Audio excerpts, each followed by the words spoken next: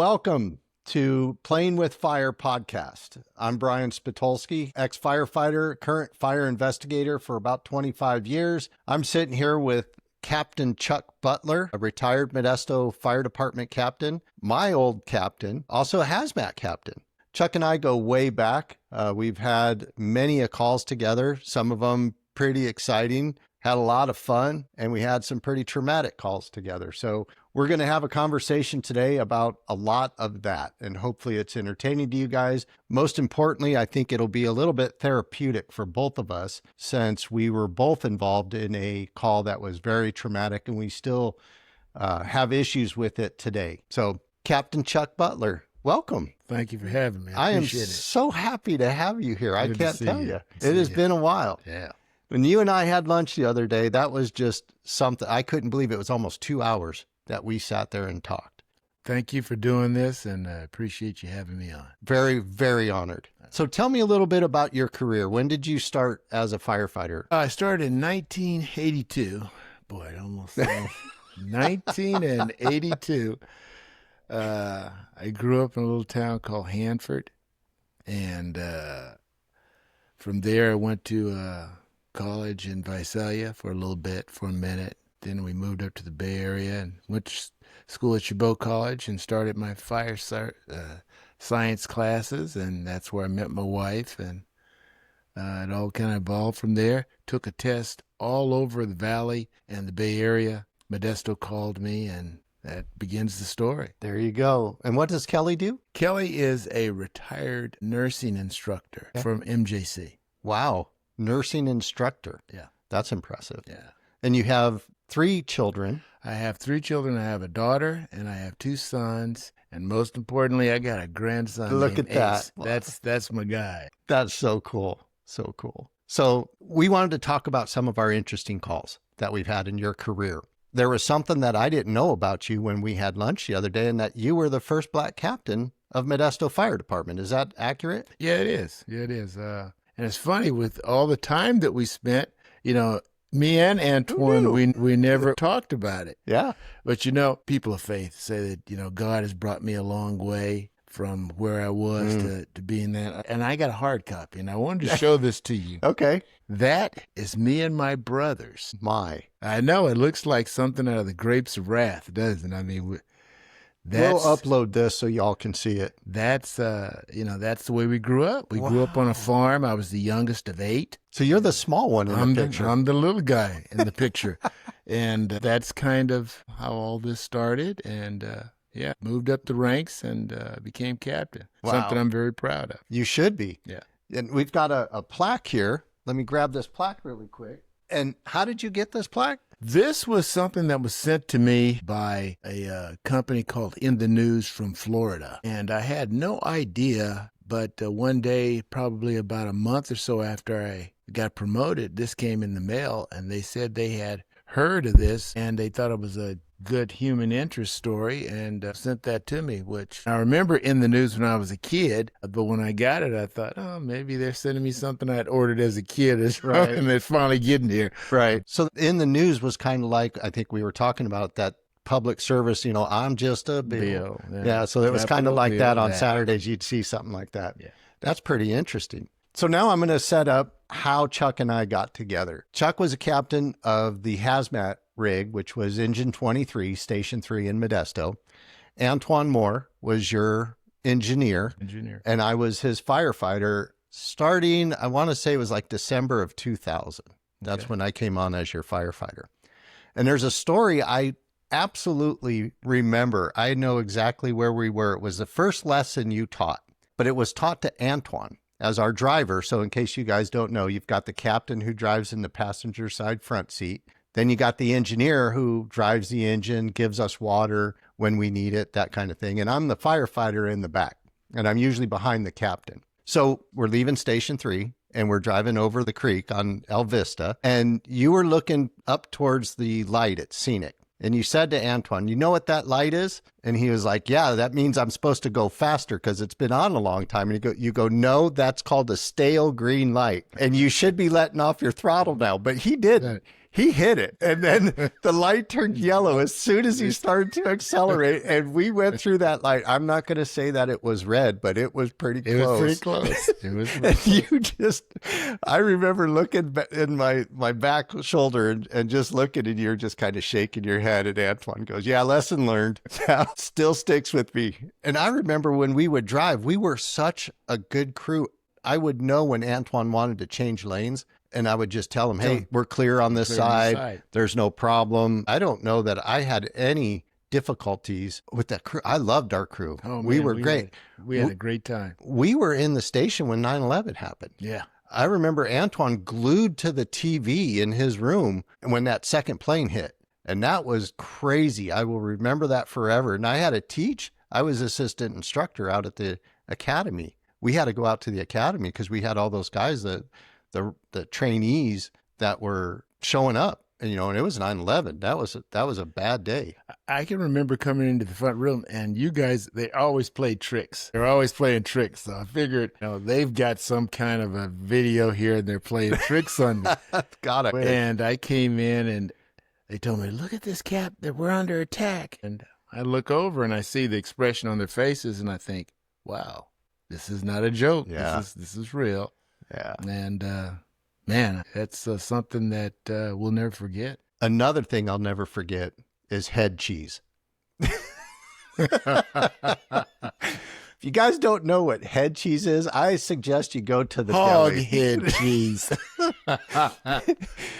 One of the things we would go get sandwiches a lot at the deli. Yeah. And I don't know, maybe I was sheltered as a child, but when you showed me what head cheese was, and if you guys don't know, it's a Jell-O roll with a bunch of meat in it, like tongue, cheek, things that you can really identify. And the first thing I saw was like taste buds on a chunk of tongue that was in that gelatin stuff. I said, I am not eating anything that could taste me back. He says, I am not eating that. As a matter of fact, I'm not going to even watch you eat it. Oh, that was disgusting. You guys tried for so long until I left. You tried to get me to eat these. He never would do it. He never do it. I did collard greens. Yep. That was pretty good. It was all right. You and Antoine had some cooking you could do. Yeah, we did. Antoine threw down a couple Yes, he times, I did. remember. Yeah. I sure miss Antoine. Yeah, I do too. That was my little brother. Yeah. Yeah, it was my little brother. For some reason, I had it in my mind that you were related. But that was another firefighter, Sterling, that you were related to. Yeah. But Antoine was a big man. He looked like Barry Bonds. Yeah. He was a strong dude. You wouldn't cross him, but he was so soft and sensitive and just the coolest guy to be talking to. And I had never worried about him being able to come in and get me if you and I were down. He was a good man. He would do it. Absolutely. So now let's go into some of that.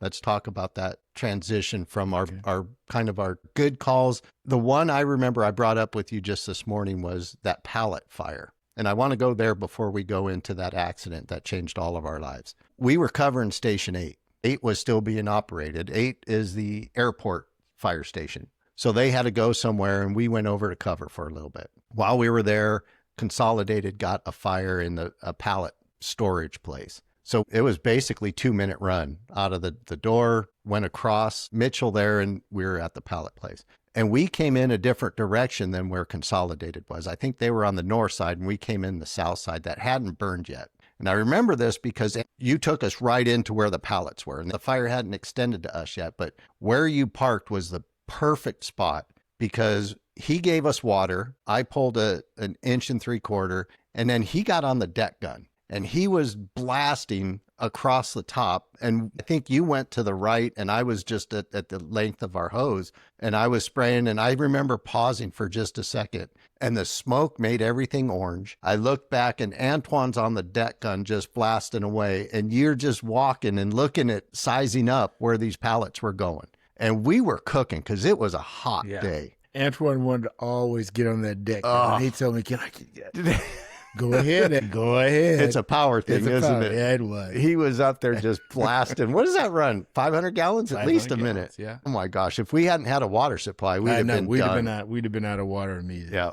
And then other crews showed up. I think we bounced out of there maybe 20 minutes. I know I used up my air bottle. Yeah. I think I was on air for a little while. And then I know my turnouts were soaked. But that was one of the best calls because it felt like we were in war. Mm-hmm. Okay, so back in April of 2002, we went on a call together. And I'm going to kind of give a little caution out right now. Some of the description that we go into might be a little shocking, but I don't want to filter anything. I want this to be therapeutic because both Chuck and I have, I would say, PTSD from this call that we're about to talk about. So if some of the stuff is too graphic, apologize, but we absolutely need to kind of discuss it this way.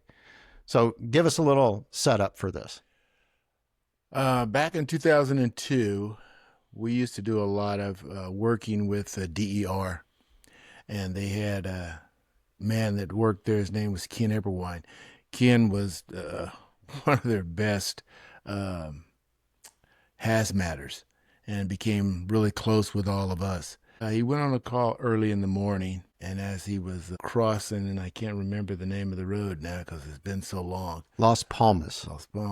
He gets hit by a truck, cement truck. And I guess it was a 3 or 4 car pile up there. And the truck was moving at such a good speed, it separated and ended up in a field and, tore off the cab away from the actual chassis. And he had a load of concrete, so it was very heavy. And doing that, hit Ken going, I think he was going eastbound that time.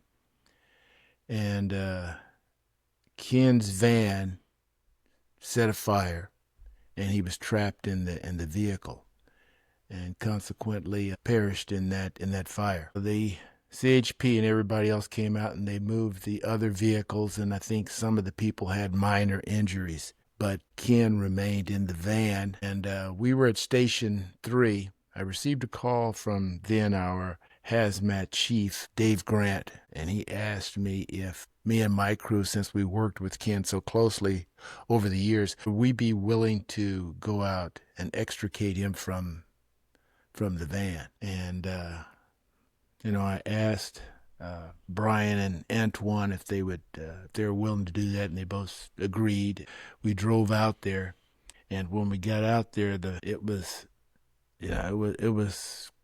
quite a scene. The van itself was just demolished. Removing him was quite traumatic for me, who was kind of just managing the scene. But for Bryan and Antoine, it was far more traumatic because they had to actually get in the van and actually remove his body and put it into a body bag. And, I've questioned myself many times because it really affected Antoine in a way that I don't think he ever recovered from. And I question myself about whether I should have accepted that or just told Chief Grant that no, we would not. But you work with someone and you become that attached to him, you almost think like that could be something that you could do that was for him. Right. And that's kind of the way we all felt. But, we all are suffering some repercussions from it, and I can look in Bryan's eye and I can see it now, and I'm not trying to make eye contact with him because you start watering up. But that was probably the worst call that I have ever been on. Yeah. That was one that has burned in my brain. On the firefighter side, absolutely my worst call. And I remember riding out there. It was super quiet because we knew it was Ken, and we were on the hazmat team together. We were all hazmat specialists. And going out to the scene, it was very quiet. And then when we got there, I think we level A'd. We went into the full suits. Yeah, because we didn't know what was in the van. Right. He had, what I remember is there was radiological equipment that was in there, and we needed to recover that. Yeah. We didn't want to recover him with that being in there. So we went in there. Antoine and I walked up to the scene, and the cab was down into the drainage ditch. So we opened the back doors. We started to remove some of the equipment, and we noticed how bad Ken was. Burned. And we started to, as we processed, or we went into the van and we were pulling out some of the equipment, we started to have parts of Ken that were in the back of the van because of fire and what has happened. And I remember looking at Antoine and just kind of shaking my head. And Antoine's this big beefy man. I mean, he's the man of men, you know what I mean? And I'm thinking, I got to be strong for him because here he is, he's impenetrable. So once we cleared the back of the van, then I think we went back, changed out our bottles, and then we came back with the gurney and we had to extricate Ken from the front seat, which isn't an easy process being burned and our friend. And that's, I think, the part that sometimes when you're a firefighter and you go to a scene, you can shut that off because you don't know that personality. That person. Yeah. Even though Ken was short, he was a good guy. I bust on short people, and this is my way of kind of bringing a little light to it. Because if not, I think I would be tearing over. I try to divert it, but pulling him out of there and putting him in the bag was the most difficult extrication I've ever done. Zipping up that bag, it's almost like it's closure. Yeah. You're sealing him away. And I can remember the other DER specialists that were standing there. They were just in shock. Yeah. And I thought, there's no way in the world they could have done this. Right. Yeah, because they were every day with him. Yeah. And the Department of Environmental Resources, to their credit, gave Ken a plaque up in Frank Raines Park. He has his own little plaque up there, a memorial kind of thing for him. And I do remember the service that we had up there as well. We drove all the way up in that canyon and had the service. Shortly after that, I went into investigations unit. You told me, don't go. Don't become an investigator. You're going to hate it. I got to say, even though it has been 25 years of my life, I kind of wish I had stayed on the rig. Well, mine was purely selfish. Okay. I was trying to keep you on the crew. That's what I was doing it for. And if I can say, doggone it, if we just weren't the best crew in the freaking city at that time. Yeah, we were. We were tight. We were good. I left. Did Antoine stay with you? Antoine stayed with me. Antoine stayed with me probably another 2 or 3 years. He was my engineer for about 4 years. 4 years. 4 years. Did he ever run any more red lights? No, he didn't. He kind of got the message. So it was lesson learned, wasn't it? Lesson learned. He awesome. got it. He got it. So as I was in investigations, I would come across him at fire scenes every once in a while. And I remember one time specifically, he came up to me and he goes, "Hey, man, I would really like to talk to you. That call with Ken is really bothering me. It's on my mind. And this is my weight. This is my cross now because I talked to him a little bit there. I didn't go back and talk to him. I'm not even sure if I talked to Grant about a debriefing because we didn't debrief that incident. No. And if I remember, the reason we didn't debrief is because the chief didn't know what the situation was in there. He didn't experience that. And it was only the two of us or the three of us that actually felt that scenario. So I don't want to blame him, but I do think that that's something that needs to be understood. And maybe down the road, when it comes to PTSD kinds of incidents, there needs to be some sort of a Overwatch kind of thing where everything is being looked at, because Antoine started to show signs and symptoms down the road. What were some of those? Mood changes. He would go from being just easy to get along with to standoffish and not wanting to participate in things and coming into work a little late and that sort of stuff. We did get better over time because probably about 7 or 8 years later, we had the Costin fire. That was where Jim Adams fell through the roof of a garage.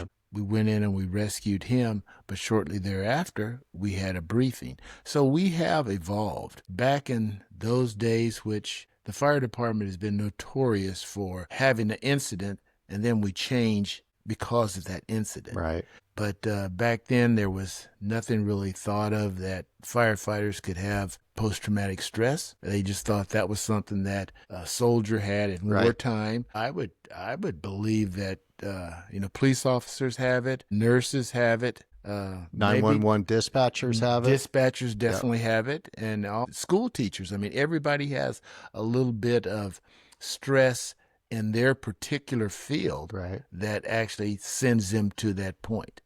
Yeah, and I know we typically, or we would if it was a larger incident, we did back then in 2000, 2001-ish, we did have debriefings when it was a bigger incident. So I do remember that, but on this specific one, I don't think that it hit that threshold. I think we had debriefings because we would talk about a fire. If we had a fire, we would all gather at the end of the fire and talk about certain things that we had done. Right. I don't know if we had anything that really pointed to stressful incidents of someone losing their life or someone Right. getting seriously injured. I don't think we were just geared that way. Right. And over time, we've gotten better. But Right. that is what the fire department does. We learn from our Right. mistakes, and we get better as time goes on.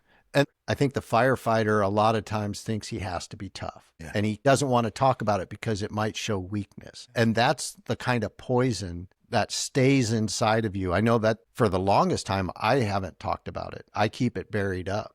And that, until actually you, when we had lunch, I hadn't talked about hardly at all the description of what we had in the back of the van, why we were in there, and then how Antoine passed away. That day when he passed away, I was at the hospital with him. So that was like the circle. You know, I remember the day, and his best friend said that that accident was the day that it changed his life.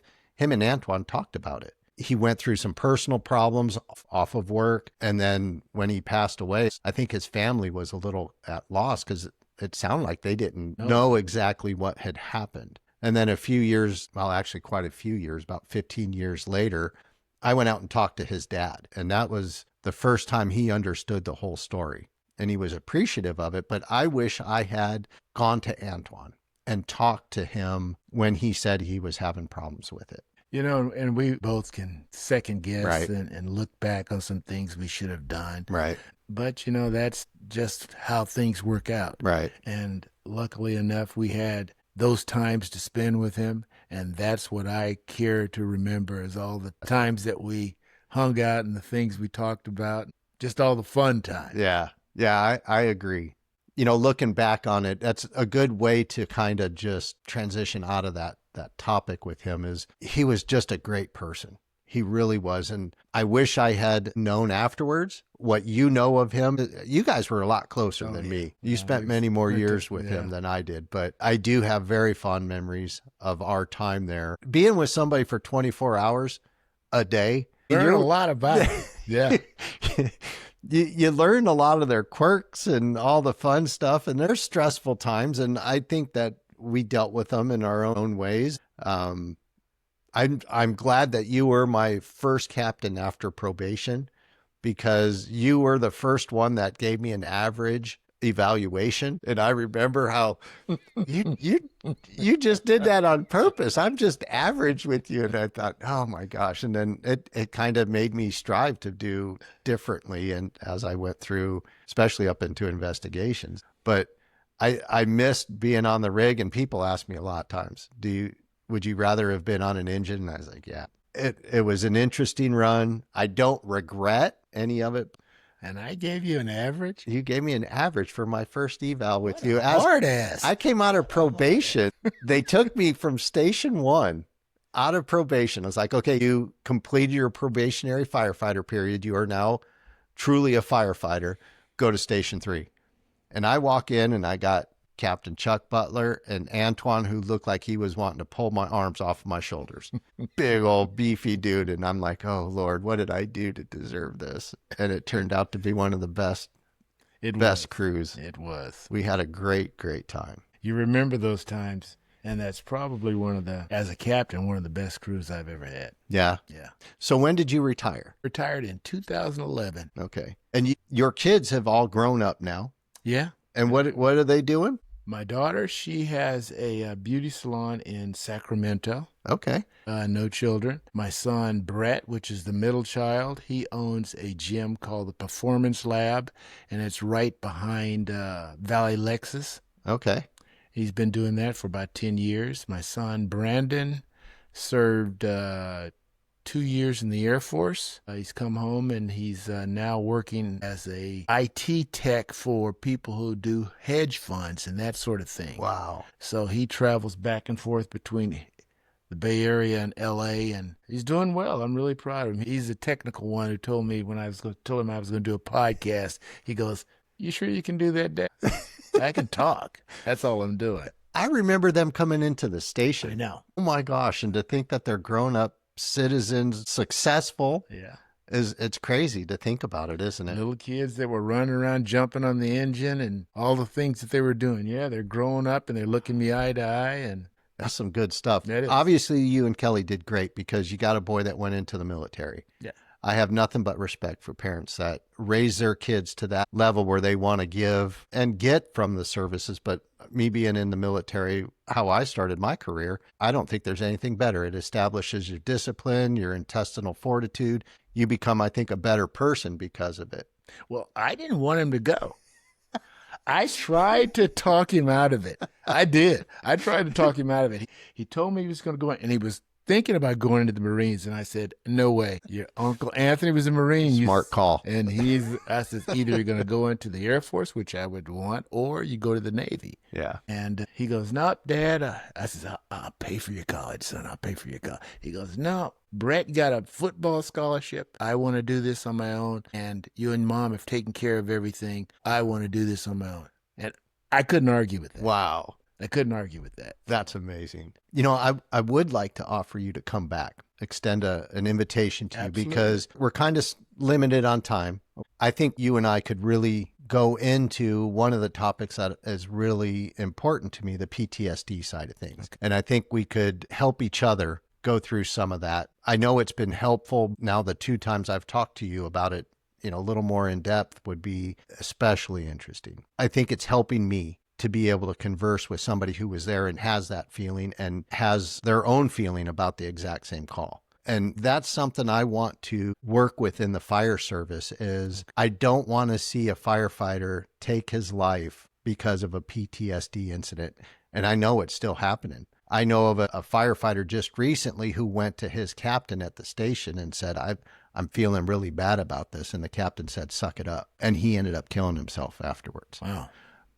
If we can avoid that, if we can do something that helps one person who's struggling with the emotion and understand that, hey, this isn't abnormal. What you're feeling is okay. We can save one person. We've done our job. I agree. We need to bring this to the forefront. You said it earlier. We are built to think that we are invincible. Yep. That nothing gets through that facade. We just got to hold that up. And it's a different part of the job.